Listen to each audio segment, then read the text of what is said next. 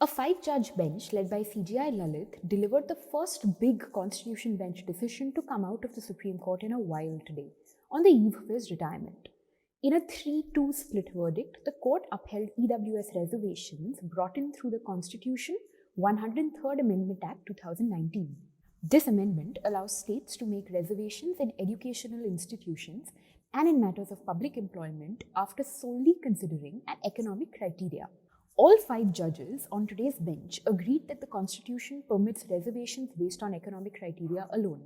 But they disagreed on who can avail EWS reservations and how many seats may be reserved, with Justices Maheshwari, Pardiwala and Trivedi writing 3 concurring majority decisions, while Justices Bhat and CJI Lalit formed the dissenting minority. Who held what? Let's break it down. Justices Dinesh Maheshwari, Bela Trivedi and J.D. Pardiwala, all writing separate but concurring opinions, upheld the amendment in its entirety. They stated that the economic criteria for reservations is constitutional.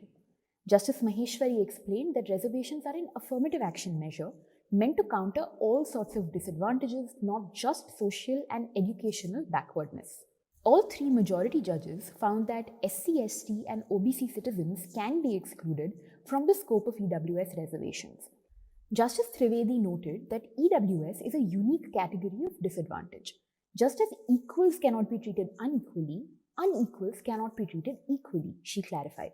The majority further found that the breach of the 50% limit on reservations as set out in Indira Sani by providing 10% reservations for EWS is constitutional.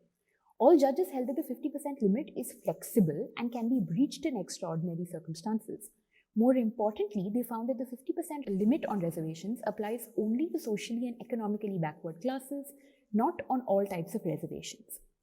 On the other hand, Justice Ravindra Bhat, writing for himself and Chief Justice UU Lalit, found the concept of EWS reservation itself permissible, but held that the amendment as a whole is unconstitutional. He stated that the exclusion of SC, STs and OBCs from EWS reservations violates the basic structure of the Constitution.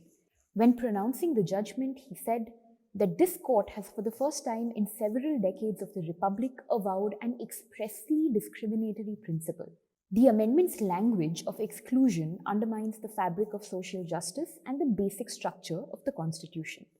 Referring to the Major Sinha Commission report, he stated that a bulk of the economically disadvantaged sections of India belong to the excluded backward classes. It is delusional, he said, to presume that those socially and educationally depressed classes have an advantage over the forward caste poor only because they have access to caste-based reservation benefits.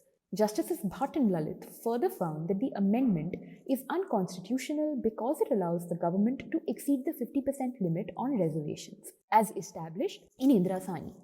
Justice Bhat held that allowing EWS reservations to exceed this limit will become a gateway for further breaches, leading to compartmentalization. Chief Justice Lalit's role in this judgment on the eve of his retirement is unusual for 2 reasons. First, he has not written an opinion of his own, choosing to express his agreement with Justice Bhat's dissent instead. Second, he forms a part of the minority in this case. Chief Justices more often than not form the majority opinion in constitutional bench cases. For more details on the EWS reservations case and analysis, visit the Supreme Court Observer's website.